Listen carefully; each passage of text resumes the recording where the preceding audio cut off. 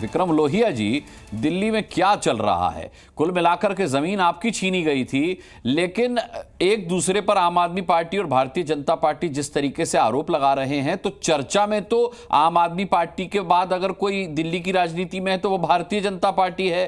कांग्रेस क्यों इतनी पिछड़ी हुई है? नहीं नहीं नहीं, मैं आपकी बात से भाई साहब सहमत नहीं हूं अनुराग भाई। मैं बताना चाहता हूं, दिल्ली में कांग्रेस जो है, दिल्ली वासियों के दिल में जगह बनाए बैठी है। एक मौका दिया, एक परिवर्तन आया, लोगों ने मौका दिया केजरीवाल को। लोग सोच रहे थे ये तो झाड़ू वाला है, पर ये तो निकला दारू वाला। लोगों ने सोचा झाड़ू वाला, पर निकला दारू वाला। विश्वास लोगों ने किया, लेकिन विश्वास पे कायम नहीं उतरे। ये तो वो व्यक्ति साबित हुए जिन्होंने कहा मैं एफिडेविट देता हूं, मैं बंगला नहीं लूंगा, मैं वीआईपी गाड़ी नहीं लूंगा, मैं बंगला नहीं लूंगा, सिक्योरिटी नहीं लूंगा।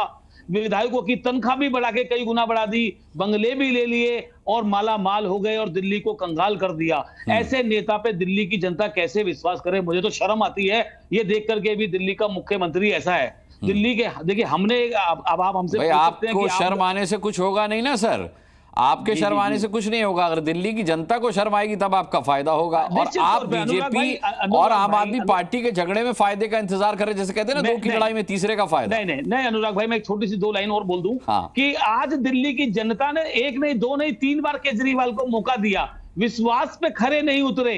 जो घोषणाएं करते गए वो फेल हो गई।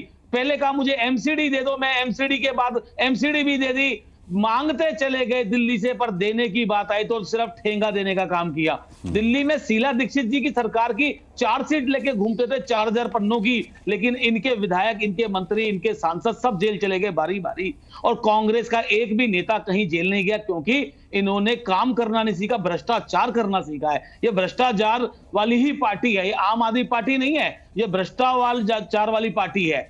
मेरे साथी बैठे हैं भाई यहाँ प्रवक्ता भाजपा, ये बता देंगे, इनको भी अच्छी तरह से मालूम है दिल्ली की जनता ने इनको एक नहीं कितनी बार मौका दिया। मैं आज कहना चाहता हूं कि केजरीवाल जी को दिल्ली की जनता से माफी मांगनी चाहिए। जैसे इनके विधायकों ने दिल्ली को लूटा, इनकी एक महिला सांसद ने इन पे आरोप लगाए, बदतमीजी के, बदसलूकी के आरोप लगाए।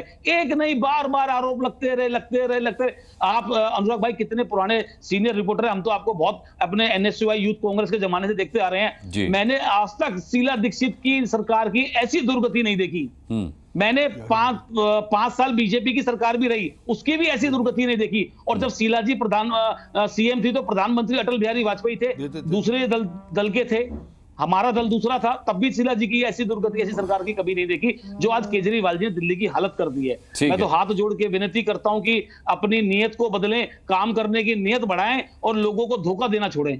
ठीक है, मैं लौटूंगा आपके पास। विक्रम लोहिया जी, आरपी सिंह साहब भी जुड़ चुके हैं, अनुराग ढांडा भी जुड़ चुके हैं। सबसे पहले अनुराग ढांडा जी का मैं रुख करता हूं। अनुराग ढांडा जी, अभी विक्रम लोहिया जी बड़ी चुटकी लेकर कह रहे थे, जिसे समझा झाड़ू वाला वो तो निकला दारू वाला। खैर, उस पर आरपी सिंह साहब भी हंस रहे थे, लेकिन रिएक्शन में आपसे इस बात पर नहीं ले रहा। रिएक्शन में आपसे इस बात पर ले रहा हूं कि आज तो आप ही सरकार हैं और आप ही अपना विपक्ष भी हैं। मतलब अरविंद केजरीवाल अगर किसी योजना की शुरुआत करते हैं तो दिल्ली सरकार ही उसे खारिज कर देती है, उसे फ्रॉड बता देती है। तो मतलब आज तो ये भी नहीं रहा कि केजरीवाल कहते थे सब मिले हुए नहीं, आप लोग तो खुद भी मिले हुए नहीं है, आपकी सरकार से आपका विभाग ही मिला हुआ नहीं है।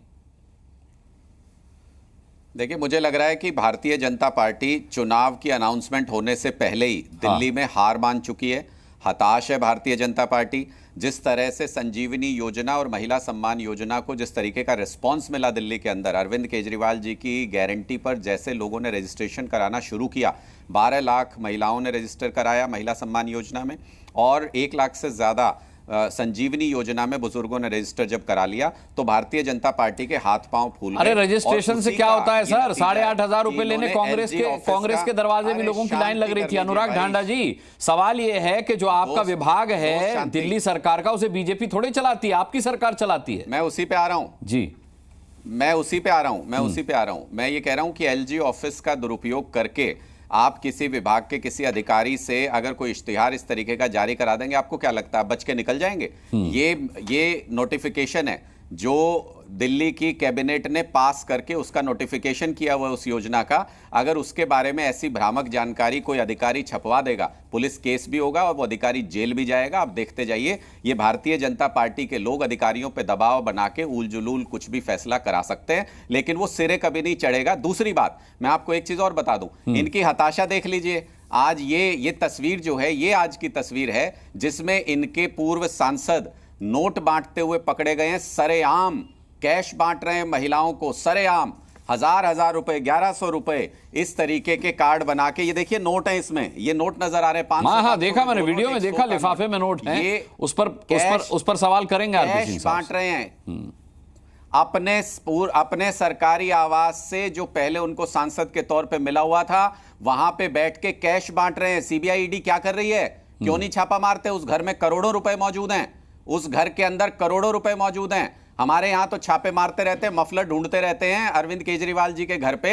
इनके यहां छापा क्यों नहीं मारते? प्रवेश वर्मा जी के यहां पे, जिनके यहां करोड़ों रुपए रखे हैं, कैश बांट रहे हैं जो, और बदले में कह रहे हैं बीजेपी को वोट दे दीजिए। ये हालत हो गई भारतीय जनता पार्टी की दिल्ली के अंदर कि इनको कैश देकर के वोट जुटाने पड़ रहे हैं। लेकिन दिल्ली के लोग समझदार बहुत हैं, कैश भी इनसे सारा ले लेंगे लेकिन वोट अरविंद केजरीवाल को देंगे। इस बार इनकी पिछली बार से भी बुरी हालत दिल्ली के अंदर होने वाली है, इसलिए हाथ पांव फूले हुए हैं, इसलिए ये इस तरीके की हरकतें कर रहे हैं। ये जब रजिस्ट्रेशन कराते हैं अपने राज्यों के अंदर, छत्तीसगढ़ में देख लीजिए, हरियाणा में देख लीजिए, ये अपनी योजनाओं का रजिस्ट्रेशन कराते हैं। अच्छा, वो तो नहीं इलीगल होता, तब तो कोई नोटिफिकेशन जारी नहीं, तब तो कोई इस तरीके का रजिस्ट्रेशन अवैध नहीं होता, तब तो कोई इश्तिहार ऐसा कोई विभाग नहीं छापेगा। इसका मतलब इन्होंने एक बार फिर यह बताया कि ये गैर कानूनी तरीके से दिल्ली की सरकार में दखलंदाजी करते हैं, अधिकारियों का गलत इस्तेमाल करते हैं। इन्होंने अपने आप प्रूफ दे दिया दिल्ली की जनता के सामने, और साथ ही साथ यह भी प्रूफ दे दिया कि हम चुनाव जीत नहीं सकते हैं, इसलिए कैश बांट करके वोट जुटाने का प्रयास कर रहे हैं।